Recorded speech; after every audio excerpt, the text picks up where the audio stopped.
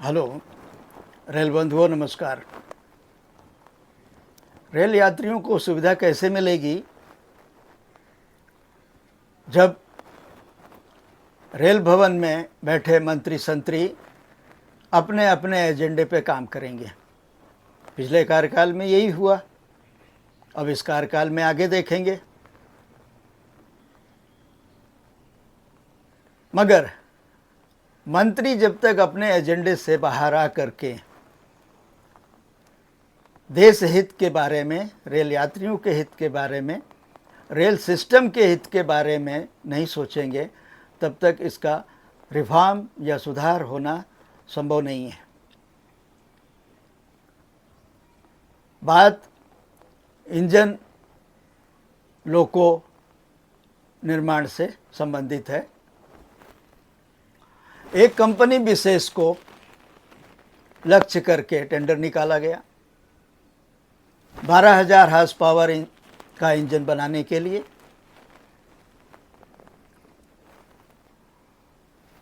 ये क्वांटिटी में 800 इंजन बनाने थे। इसका टेंडर निकाला गया।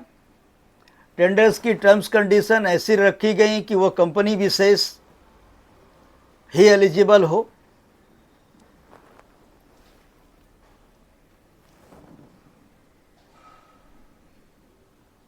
मंत्री जी इस कंपनी में पहले काम कर चुके हैं, ये भी पता चला है। खैर, इतने लोगों की ज़रूरत नहीं थी। और ये मैटर जब तत्कालीन सीआरबी के संज्ञान में आया तो उन्होंने इसमें हस्तक्षेप करके टेंडर को रद्द करा दिया, यही कह करके कि इतने बड़ी संख्या में लोगों की अभी आवश्यकता नहीं है। इस तरह उन्होंने रेल का करोड़ों नहीं अरबों रुपया बचाया।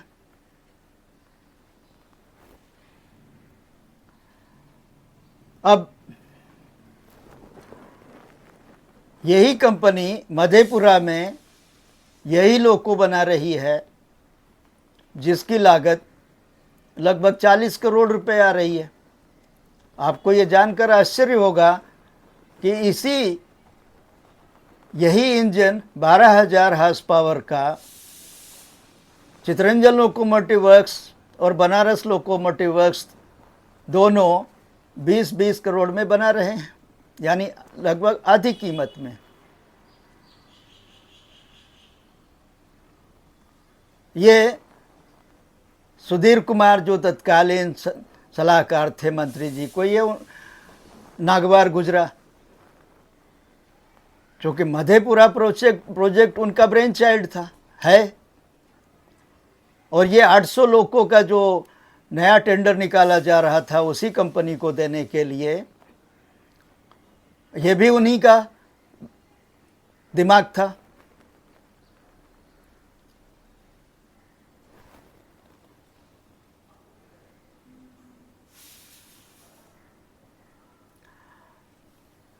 चूंकि ये ऐसा जानकर बताते हैं, वरिष्ठ अधिकारी, रिटायर्ड जीएम मेंबर बताते हैं, चूंकि ये मंत्री और उनके सलाहकार सुधीर कुमार का विशेष लक्षित प्रोजेक्ट था जिसे तत्कालीन सीआरबी ने रोक दिया था अकारण बता करके कि इसकी आवश्यकता नहीं है। 800 लोगों की आवश्यकता नहीं है, इसलिए उन्हें एक्सटेंशन नहीं दिया गया, जबकि उनका कार्यकाल का रिजल्ट बहुत अच्छा रहा। खैर, ये उनका अपना विशेषाधिकार है। और साथ में तत्कालीन सीआरबी भी एक्सटेंशन के लिए प्रयासरत नहीं थे,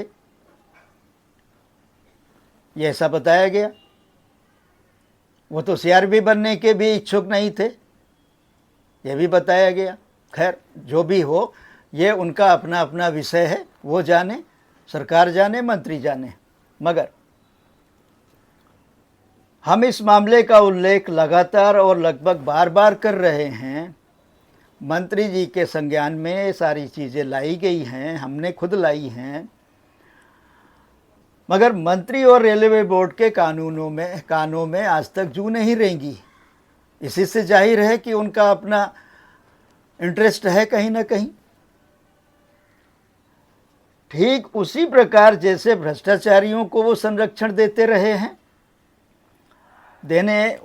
संरक्षण देने के मामले में रेल की चेयर पर बैठकर रेल के साथ धंधा करने वालों को संरक्षण दिया, बिना अनुमति विदेश भ्रमण करने वालों को संरक्षण दिया,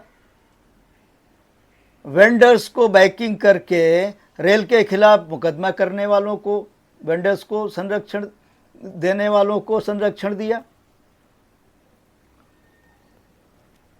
विजिलेंस को वसूली का माध्यम बना देने वालों को संरक्षण दिया, पूरी वंदे भारत ट्रेन बनाने वाली टीम को विजिलेंस में अटकाकर उसके कैरियर की हत्या करने वालों को संरक्षण दिया। यह बहुत गंभीर मामले हैं प्रशासनिक इनकम्पिटेंसी के, मंत्री की। अगर ऐसा नहीं है तो मंत्री जी इन चीज़ों का खंडन कर दें, मैं वो भी पूरी प्रमुखता के साथ प्रकाशित करूंगा, सबके संज्ञान में लाऊंगा, क्योंकि उनके इन्हीं एजेंडों के कारण आज रेल की ये दुर्गति हो रही है। आप विकास विकास विकास, डेवलपमेंट डेवलपमेंट करके लोगों को भरमा नहीं सकते हैं। कितने दिन भरमाएंगे? जवाब दीजिए।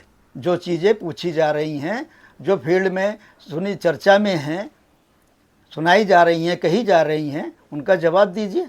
आप कहेंगे कि हम उनके लिए जिम्मेदार नहीं हैं, हम हर बात का जवाब क्यों दें? आपकी जिम्मेदारी है।